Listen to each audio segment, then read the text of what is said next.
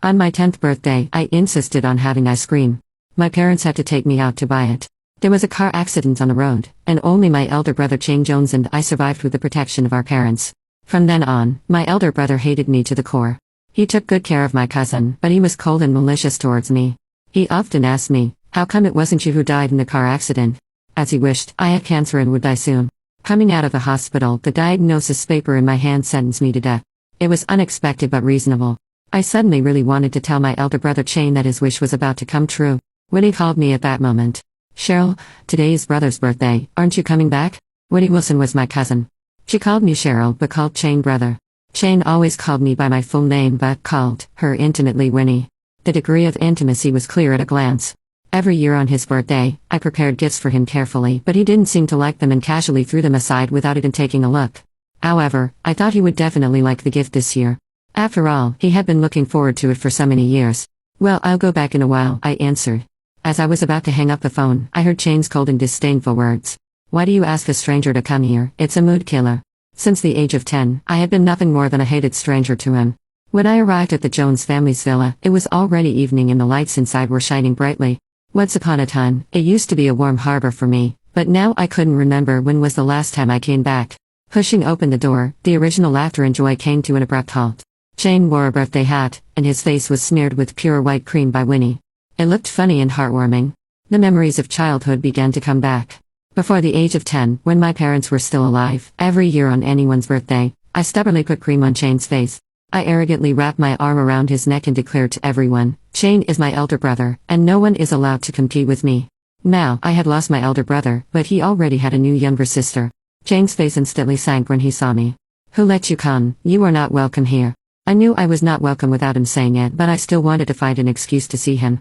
I wanted to take a good look at him, maybe it was a farewell. I forced his smile, pulling the corners of my mouth. "Happy birthday." I handed him an envelope containing my diagnosis certificate. "This is my last birthday gift for you." Shane's face instantly turned dark. "Are you cursing me?" He suddenly knocked the envelope out of my hand. The force was so strong that my arm went numb. I didn't know if it was because death was approaching, but even the slightest pain was magnified several times. "Cheryl, if you don't want to come, you don't have to. Do you think I will beg you to come?" "It's not that I don't want to come, I can't come anymore. Before leaving, clean up the mess in your bedroom. Winnie happens to need a music room." I turned around and went upstairs, pushing open the door to my bedroom. The furnishings inside had been frozen in time since I was 10 years old. The princess dresses my mom bought for me were still in the wardrobe. I packed my childhood clothes into the box one by one. There were also many items related to Chibi Marukaken on the desk, which Shane collected for me before I turned 10. I packed a box full of warm memories before I turned 10.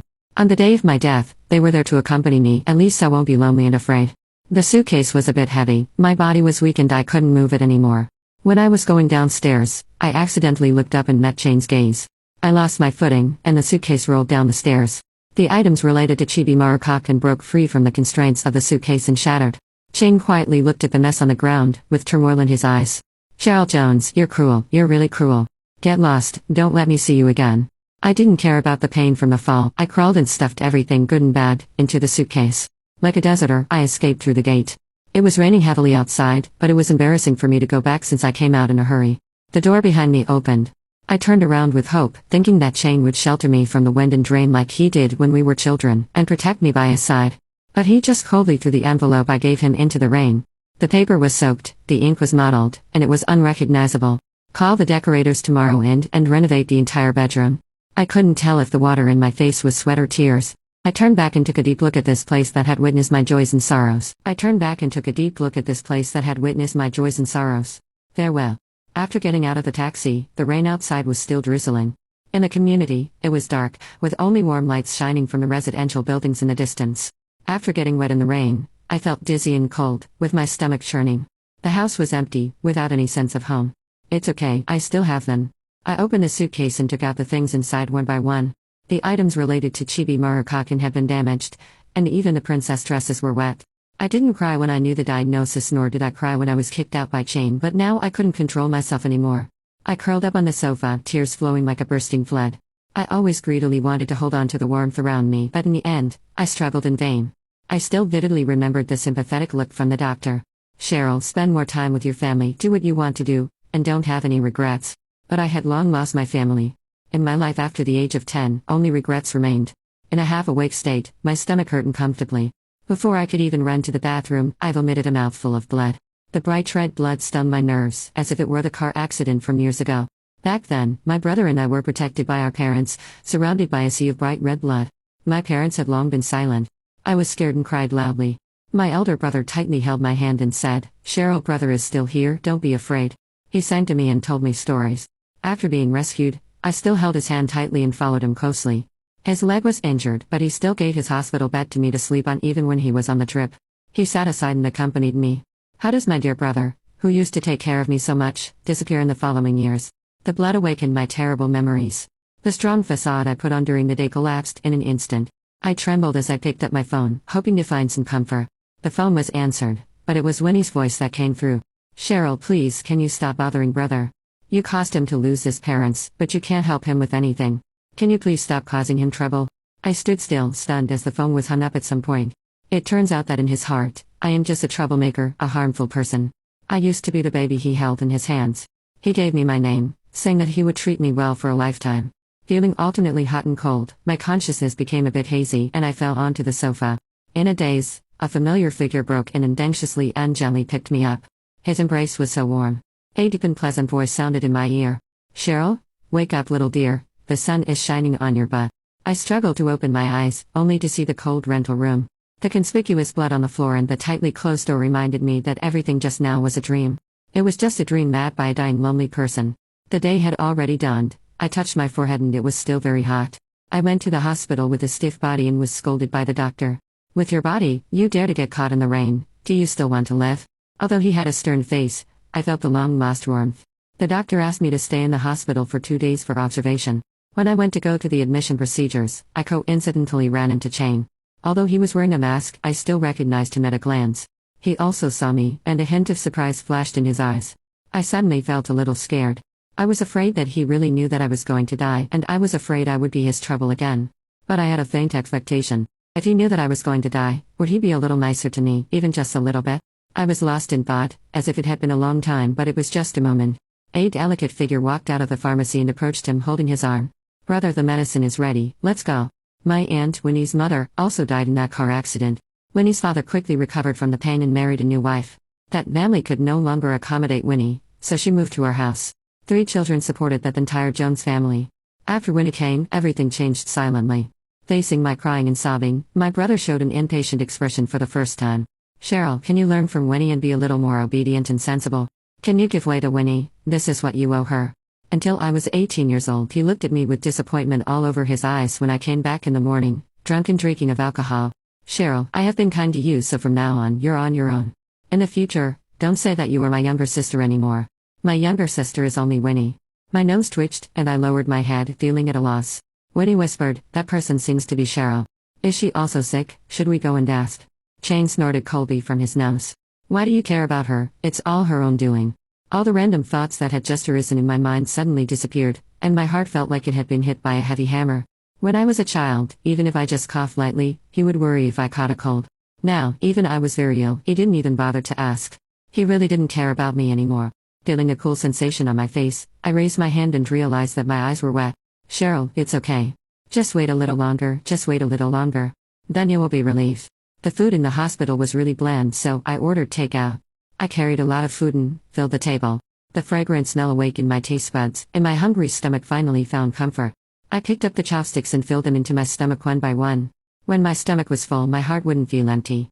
But eating too much eventually backfired, and I leaned over the toilet in the bathroom, vomiting uncontrollably.